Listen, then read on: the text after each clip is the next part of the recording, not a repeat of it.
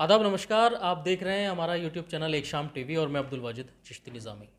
अभी फ़िलिस्तीन ने जिस तरीके से इज़राइल के अंदर घुस कर के कार्रवाई की है, अब हमास को आतंकी संगठन बताया जा रहा है। तमाम तरीके की जो है ख़बरें मेन स्ट्रीम मीडिया में चलाई जा रही हैं और सोशल मीडिया पे एक अलग तरह की खबरें दिखाई जा रही हैं। अब मीडिया भी जो है दो तरह की खबर इस वक्त जो है चल रही है। एक मेन स्ट्रीम मीडिया जो है वो इज़राइल की हिमायत में खबर चला रहा है और जो सोशल मीडिया है वो फ़िलिस्तीन की आवाज़ उठा रहा है और फ़िलिस्तीन के फेवर में खबरें चला रहा है। इसी पूरे मुद्दे पर बात करने के लिए मेरे साथ मौजूद हैं सुप्रीम कोर्ट के सीनियर एडवोकेट महमूद प्राचा। सर, जिस तरीके से ये पूरी कार्रवाई हो रही है, अब हमास ने जिस तरीके से हमला किया है चारों तरफ से, पूरी दुनिया को उसने सकते में डाल दिया है। पूरी दुनिया की नज़रें इस वक्त इज़राइल पर और फ़िलिस्तीन पर बनी हुई हैं। आप किस तरह देख रहे हैं इस पूरे मामले को, इसकी कार्रवाई को फ़िलिस्तीन की? देखिए, एक तो इज़राइल जो है वो यूएन के एक नहीं, एक सीरीज ऑफ रेजोल्यूशंस का उल्लंघन करके और अपने करप्ट मेथड्स का, जिसको वो जो पॉलिटिशियंस हैं अलग अलग देशों के, उनको इन्फ्लुएंस करके वीटो करा के जो न्यायपूर्ण बात है फ़िलिस्तीन के लिए, उसको ओवररूल कराता रहा है। और सारी टेररिस्ट एक्टिविटीज़ जो दुनिया के किसी भी देश के टेररिज्म की डेफिनेशन में मौजूद हैं, ऐसी कोई भी एक्टिविटी नहीं है जो ज़ायनिस्ट फोर्सेस ने इज़राइल के अंदर रहते हुए या पूरी दुनिया के अंदर रहते हुए, और पूरी दुनिया में ऐसी कोई भी टेरर एक्टिविटी नहीं है जो ज़ायनिस्ट फोर्सेस ने इज़राइल की ना की। तो ये सबसे महत्वपूर्ण बात है। अब उसके कंपैरिजन में एक, अगर अपने राइट्स को डिफेंड करने के लिए जो हमास ने एक मिलिट्री ऑपरेशन किया है, जिससे सारी दुनिया और ज़ायनिस्ट फोर्सेस खुद सकते में आ गई, खुद अपने मुंह से बोल रहे हैं कि we were taken by surprise और हमने कभी ये सपने में भी नहीं सोचा था।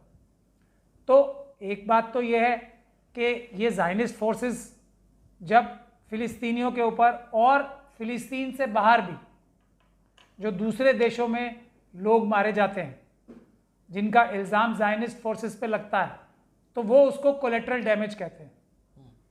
तो एक कोलेटरल डैमेज क्या चीज़ है, इसके बारे में भी सोचने की ज़रूरत है इन हालात में भी। तो कोलेटरल डैमेज क्या सिर्फ एक साइड का होगा? मैं इस तरह की जो भी एक्टिविटीज़ हैं उनको कोलेटरल डैमेज कहने को ही गलत मानता हूँ।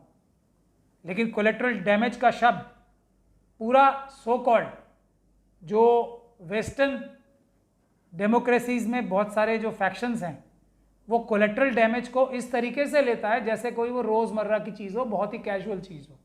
हालांकि वो कोलेटरल डैमेज जिसे ज़ायनिस्ट फोर्सेस बार बार कोलेटरल डैमेज बताती हैं, वो हज़ारों नहीं लाखों बच्चों, महिलाओं, बुजुर्गों, बीमारों और सिविलियंस की होती हैं, जिनको आर्म्ड कॉन्फ्लिक्ट से कुछ लेना देना ही नहीं होता। तो उसको कोलेटरल डैमेज बताने वाले लोगों को कोई हक नहीं पहुंचता। हम जैसे लोगों को तो पहुंचता है कि अगर हमास की एक्टिविटी में भी कोई बेगुनाह लोग मारे गए हों, जिसकी उन्होंने ध्यान पूर्वक या पूरी केयरफुल तरीके से उनकी हिफाजत करने की या उनको चोट ना पहुंचे ऐसी कोशिश नहीं की है, हम जैसे लोग तो उसको भी बुरा कहेंगे। लेकिन कोलेटरल डैमेज कहने वाले किसी भी इंसान को, ये जो ज़ायनिस्ट फोर्सेस हैं उनको कोलेटरल डैमेज, उनकी जो क्रिमिनल और आतंकवादी गतिविधियां हैं उनको कोलेटरल डैमेज बताने वाले किसी भी इंसान को ये हक ही नहीं पहुंचता है कि वो हमास की किसी भी एक्टिविटीज़ को, जो हमारी नज़र में भी गलत हो सकती हैं, को क्रिटिसाइज़ करे किसी भी तरीके से। अब दो तरह की बातें चल रही हैं अभी। जैसे जब से देश के प्रधानमंत्री मोदी जी ने ट्वीट किया है इस पे और इजराइल का समर्थन करते हुए नज़र आ रहे हैं, तब से एक सियासी बहस और छिड़क चुकी है इसमें। अब कहा जा रहा है कि जो बीजेपी पार्टी है या अटल बिहारी वाजपेयी जो थे वो खुद फ़िलिस्तीन की हिमायत करते नज़र आए हैं। अब ये अलग बहस छिड़ गई है इसमें, इसको किस तरह देख रहे हैं आप? देखिए, आरएसएस द्वारा स्पॉन्सर्ड एक प्रधानमंत्री बने थे हमारे देश में कांग्रेस के, नरसिम्हा राव। जब तक राजीव गांधी जी प्राइम मिनिस्टर थे तब तक भारत देश ने इजराइल को रिकग्नाइज भी नहीं किया था और हमारे डिप्लोमेटिक रिलेशनशिप भी नहीं थे जब तक राजीव जी प्रधानमंत्री थे। भारत वो पहला देश था नॉन मुस्लिम जिसने फिलिस्तीन को रिकग्नाइज किया। भारत की सभी टॉप लीडरशिप ने राजीव गांधी जी के टाइम तक इजराइल की सारी एक्टिविटीज को इलीगल करार दिया है।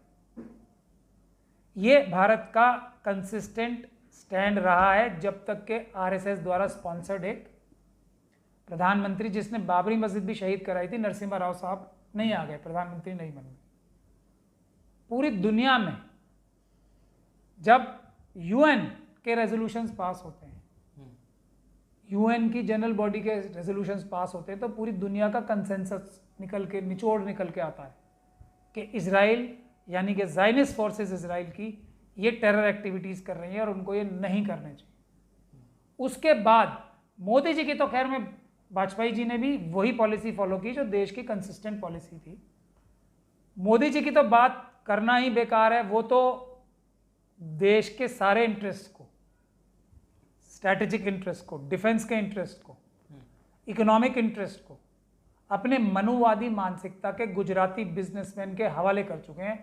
देश के सारे इंटरेस्ट मोदी जी कॉम्प्रोमाइज कर रहे हैं अमित शाह जी के साथ मिलकर, अडानी के साथ मिलकर। अब अडानी को मदद पहुंचाने के लिए हिंडनबर्ग जो एक घोटाला इतना बड़ा अडानी का एक्सपोज किया था हिंडनबर्ग के नाम की संस्था ने, उससे उबारने के लिए खुद मोदी जी ने एक आउट ऑफ टर्न जाके जो बेंजामिन नेतन्याहू हैं इजराइल के ज़ायनिस्ट प्राइम मिनिस्टर, वो जो खुद अपने आप में एक करप्ट प्रधानमंत्री माने जाते हैं, उनके ऊपर कितने सारे करप्शन के इल्ज़ाम लग के साबित भी हो चुके हैं, उनसे एक इलीगल फेवर लिया था अडानी को हाइफा पोर्ट दिलवाने के लिए ताकि हिंडनबर्ग रिपोर्ट की इफेक्ट को कम किया जा सके। तो अब अडानी जी के जो फायदे पहुंचाने के लिए काम करेंगे तो हो सकता है नेतन्याहू साहब ने अब उनसे वापस अपना जो एहसान किया था उसका एहसान का बदला मांगा हो, तभी भारत देश का इतना वन साइडेड ओपिनियन आया है। जबकि भारत एक नॉन अलाइंड देश है। भारत की खासियत और इज्जत पूरी दुनिया में इसलिए कि वो एक नॉन अलाइंड नेशन है और नॉन अलाइंड मूवमेंट का एक चैंपियन है और लीडर है। रशिया ने क्या रिएक्शन दिया है? भारत के रशिया से कितने अच्छे संबंध रहे हैं, स्ट्रैटेजिक संबंध रहे हैं, हर प्रकार के संबंध हैं। जो ज़ायनिस्ट फोर्सेस हैं, जो कैपिटलिस्ट फोर्सेस हैं, उन्होंने ही ब्रिटेन में और अमेरिका में भी, कोई कंसेंसस नहीं है ब्रिटेन और अमेरिका में इजराइल की ज़ायनिस्ट फोर्सेस का सपोर्ट करने का, लेकिन अब उनके स्टेट हेड से जो स्टेटमेंट्स नी जक दिलवाई हैं उसका लॉन्ग टर्म इफेक्ट क्या होने वाला है या लॉन्ग टर्म में वो इस बात पे स्टैंड करते नहीं करते ये भी आने वाला वक्त बताएगा। लेकिन जिस मानसिकता के खिलाफ, जिस कंट्री के खिलाफ, जिस कंट्री की ज़ायनिस्ट फोर्सेस के खिलाफ यूएन के रेजोल्यूशंस हो, सीरीज ऑफ रेजोल्यूशंस हो, उसके लिए ऐसा स्टैंड लेना भारत की संप्रभुता को, भारत की न्यूट्रलिटी को, भारत की इज्जत को कॉम्प्रोमाइज़ करने जैसा। देखिए, लगातार कई सालों से फ़िलिस्तीन पर हमले किए जा रहे हैं, लगातार वहाँ पर मजलूमों के ऊपर जुल्म किया जा रहा है। तब तक तो सभी देश जितने भी हैं वो सब खामोश थे सिवाय ईरान को छोड़ करके। ईरान लगातार आवाज़ उठाता रहा है। प्राचा साहब, अभी अगर जो गल्फ़ कंट्रियाँ हैं, जिस तरीके की बयानबाजी अब चल रही है देश के अंदर, क्या असर पड़ेगा इससे देश पर, या जो अपने देश के गल्फ़ कंट्री से रिश्ते हैं उस पर क्या असर पड़ेगा?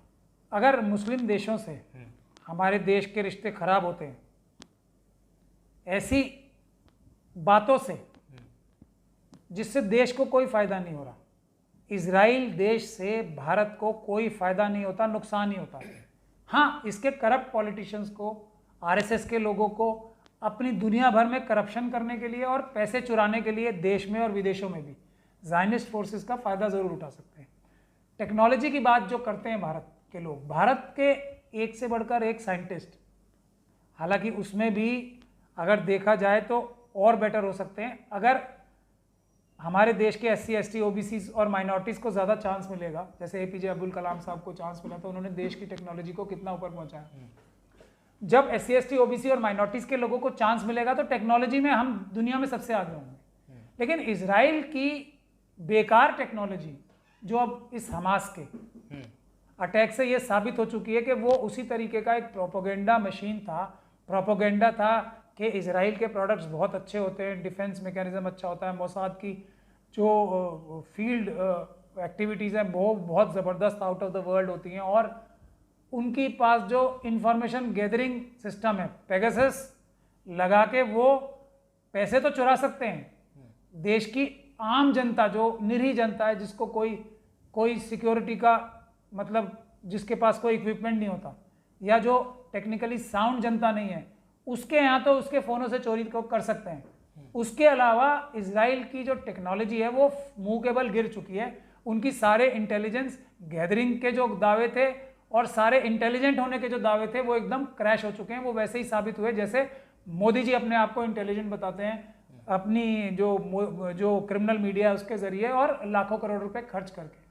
तो ऐसी टेक्नोलॉजी लेकर भारत को क्या फायदा हो रहा है? भारत तो खुद ही एक टेक्नोलॉजिकल एडवांस देश बन सकता है जी, और है भी। और है भी। इजराइल छोटी सी कंट्री है, उसके पास कुछ भी नहीं है सिवाय रिश्वतें पहुंचाने के ज़ायनिस्ट फोर्सेस द्वारा, सिवाय चोरी करना सिखाने के लिए। हर देश में, अमेरिका में भी चोरी करना सिखाते हैं तो कौन सी फोर्सेस सिखाती हैं? Zionist forces. चाहे बैंकिंग इंडस्ट्री हो, चाहे अभी लेटेस्ट बिटकॉइन है, चोरी करना कौन सिखाता है? या तो RSS के लोग भी अब उनके साथ पार्टनरशिप में करके चोरी करना सिखा रहे हैं पूरी दुनिया को, या ज़ायनिस्ट फोर्सेस तो चोरी करना सिखाती हैं। ये जो हाउसिंग बबल था US में, जिसने US के लाखों लोगों को, करोड़ों लोगों को US के भी गरीब बना दिया। आज US जो है, वहाँ की जो सरकार है वो कई बार वर्ड्स पे आ चुकी है बैंक करप्ट होने के। उनके पास सरकार के काम चलाने के पैसे नहीं होते। उसी तरह, उसी के बरक्स जैसे अडानी को देश में सारे देश का पैसा चुरा के दिया जा रहा है, वैसे ही बहुत सारे ज़ायनिस्ट इंडस्ट्रीज हैं जिनको ज़ायनिस्ट फोर्सेस वहाँ के देश की जनता का पैसा चुरा के देती हैं, और उससे ये पूरी दुनिया में जो भी शर और फसाद फैलाते हैं उसके ये माहिर हैं। इसी चीज़ में माहिर हैं और किसी चीज़ में माहिर नहीं है। अब एस्टैब्लिश क्या लग रहा है आपको कि ये जंग के हालात बनेंगे, आगे बढ़ेगी, या ये बीच में रुकेगा? इस पर कोई रोक लगाने देखिए, की मैं कोशिश कोई की जाएगी? डिफेंस क्या लग रहा है आपको? मैं डिफेंस एनालिस्ट नहीं हूँ और मैं कोई डिफेंस का एक्सपर्ट भी नहीं हूँ, लेकिन मुझे ये लग रहा है जिस तरीके से इजराइल के ज़ायनिस्ट फोर्सेस जो हैं उनको कुछ मुट्ठी भर लोगों ने इतनी बड़ी ताकत, इतना बड़ा लाखों करोड़ रुपए का बजट होने के बावजूद उनके इक्विपमेंट्स में, और जो फोर्सेस हमास की या हिजबुल्लाह की उनके खिलाफ हैं, अगर हम इक्विपमेंट का ही कंपैरिजन करें तो ज़मीन और आसमान का फ़र्क है। अगर मुट्ठी भर अनआर्म्ड लोगों ने, एक तरीके से इल इक्विप्ड और बहुत ही बेसिक आर्म्स रखने वाले लोगों ने, क्योंकि इसराइल की तरफ से अब कहा जा रहा है कि देख लेने की बात कही है कि ये अच्छा नहीं गया, इसका बहुत बुरा खामियाजा नहीं। देखिए, अब पड़ेगा और लगातार जो है हमले जारी हैं हम पर एक बुनियादी बात तो साबित हो गई कि इनका इतना जो बजट, जो इजराइल की जो और पूरी दुनिया से जो वो एक गुहार लगा के पैसे इकट्ठे करते थे कि हम लोग बहुत टेक्नोलॉजिकली एडवांस्ड हैं, तो उन्हें मुट्ठी भर बिना हथियारों वाले लोगों ने एकदम धूल चटा दी। अब उसको लॉन्ग टर्म में अपने हायर इक्विपमेंट्स यूज़ करके, डिसप्रपोर्शनेट एसेट्स यूज़ करके, अगर निरी जनता को, देखिए अभी भी मेरा तो जो मुझे नज़र आ रहा है वहाँ की जो अखबारों में और न्यूज़ में रिपोर्टिंग देके, अगर फेयर बैटल होगी अभी भी, तो मुझे नहीं लगता इजरायली फोर्सेस कुछ भी कर पाएंगी, मतलब वो एक कदम भी नहीं चल पाएंगी। अब ये हमास के लोगों ने, हमास के मिलिटेंट्स ने ये साबित कर दिया। लेकिन अब डिसप्रपोर्शनेट जो उनके पास इक्विपमेंट्स हैं, जो उनके पास बेटर वेपन्स हैं, उसके बेसिस पे वो सिविलियंस को तंग कर सकते हैं, उसको कोलेटरल डैमेज बता सकते हैं अपनी मास मीडिया प्रोपेगेंडा के जरिए, उसको कोलेटरल डैमेज बता सकते हैं। वो man to man, women to women और आमने सामने या आमने सामने ना भी रह के, वो ये दुनिया ने देख लिया है कि उनकी फौज में कोई दम बिल्कुल भी नहीं है। और पूरी दुनिया के लोगों को जो इस बात का वो फॉल्स प्रोपेगेंडा करते हैं कि हम लोग बहुत टेक्नोलॉजिकली और हम बहुत बहादुर सिपाही और हमारे पास बहुत वेल इक्विप्ड, हमारे पास बहुत कमांडो ट्रेनिंग और ये सब बहुत सारी चीज़ें जो बताते हैं ना कि हम बेस्ट कमांडोज वर्ल्ड के प्रोड्यूस करते हैं, वो सब एक झूठ साबित हो गया पूरी दुनिया के सामने। अब कोई भी देश उनसे कोई भी सामान खरीदे, कोई भी उनसे ट्रेनिंग ले, तो 1000 बार सोच के ले कि ये ताश के पत्तों की तरह गिर जाएंगे। इनके पास कोई भी ऐसी टेक्नोलॉजी या बेटर ट्रेनिंग मैन पावर के लिए है ही नहीं। महमूद प्राचा को आप सुन रहे थे, इजराइल और फिलिस्तीन के मामले पर उनका क्या नज़रिया है, और उन्होंने जिस तरीके से इन बातों को समझाया और बताया है, ये यकीनन ही गौर फिक्र करने वाली बात है। आप हमारी इस खबर पर अपनी क्या राय रखते हैं, हमें कमेंट करके ज़रूर बताइए। एक शाम टीवी को लाइक करें, शेयर करें और सब्सक्राइब करना ना भूलें। दिल्ली से एक शाम टीवी के लिए मैं अब्दुल वाजिद चिश्ती निज़ामी।